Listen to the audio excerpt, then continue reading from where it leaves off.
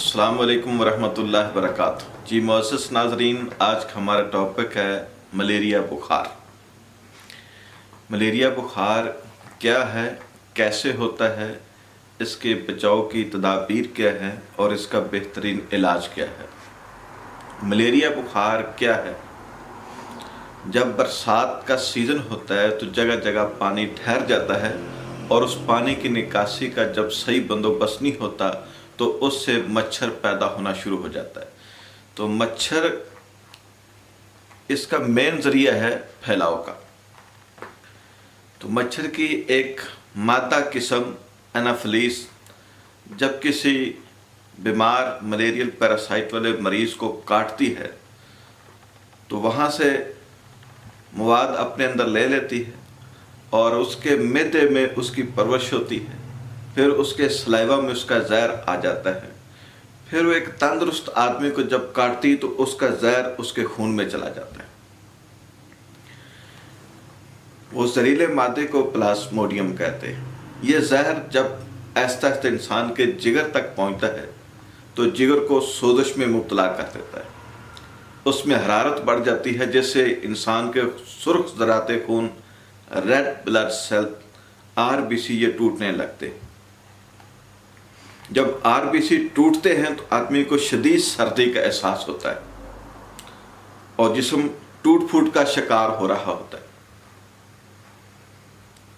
शदीद सर्दी के साथ कपकपी भी महसूस हो रही होती और आरबीसी जिस वक्त टूटते हैं तो खून को ताज़ा ऑक्सीजन नहीं मिलती, क्योंकि ऑक्सीजन यही कैरी करके जिस्म को पहुंचाते।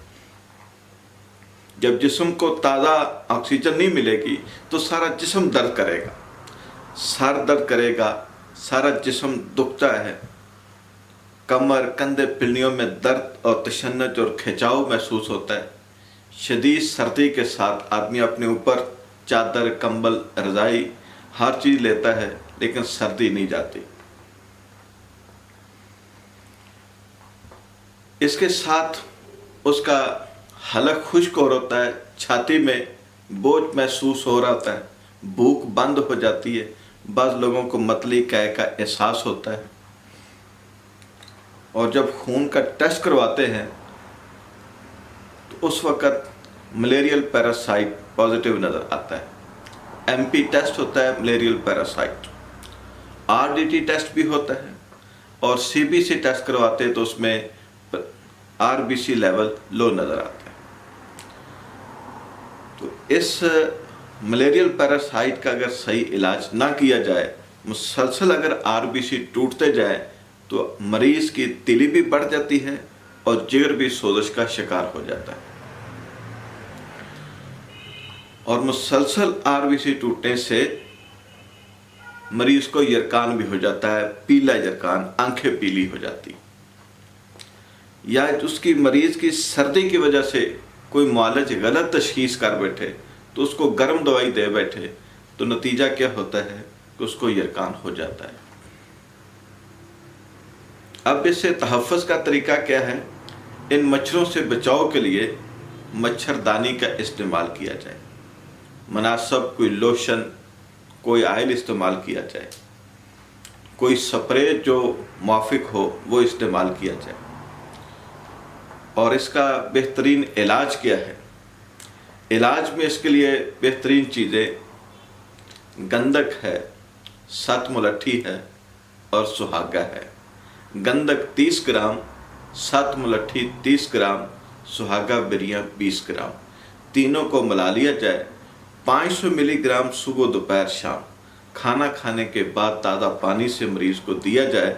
और इसके बाद कहवा, गुल बनफशा 3 ग्राम, गिलोय 3 ग्राम और कशनीस 3 ग्राम, तीनों का कहवा सुबह, दोपहर, शाम मरीज़ को दिया जाए तो इंशाअल्लाह 3 से 7 दिन के अंदर मरीज़ का मुकम्मल इलाज हो जाता है। और जो आरबीसी कम हो चुके हैं उनको पूरा करने के लिए साथ साथ मरीज़ की खुराक पर भी तवज्जो दी जाए। रोटी चावल उसके लिए बंद कर दिए जाए और उसके मुतबादल गंदम का दलिया, जौ का दलिया, साबूदाना, सवैयाँ, दूध, रस, नरम ग़िज़ा दी जाए। जिस वक्त बुखार टूट जाए तो फिर आप गाजर का हलवा खिलाएं। बुखार की हालत में जब मरीज़ का मुंह इंतहाई कड़वा होता है, वो कोई चीज़ खाने को दिल नहीं चाहता, पसंद नहीं करता, उस वक्त सफ़ेद दाने वाला अनार, जिसे हमारे यहाँ बदाना अनार कहते हैं, वो उसके दाने निकाल के चम्मच से चबा के ऐसा खाए, उनका जूस इस्तेमाल करे। उससे मुंह का जायका भी अच्छा हो जाता है और RBC जो ज़्यादा तहलील की वजह से टूट रहे होते हैं वो भी कंट्रोल हो जाते हैं। इस तरह मीठे का फल है, काट के उसको चूसे, उससे भी बुखार ऐसा ख़त्म हो जाता है। इस तरह फल में पपीता अगर मिल जाए तो पपीता इस्तेमाल करें, सुंदरखानी अंगूर मिल जाए सही वाला मीठा तो वो इस्तेमाल करें, तो इंशाअल्लाह मरीज़ 3 से 7 दिन में इससे मुकम्मल ठीक हो जाएगा। अस्सलाम वालेकुम वरहमतुल्लाह।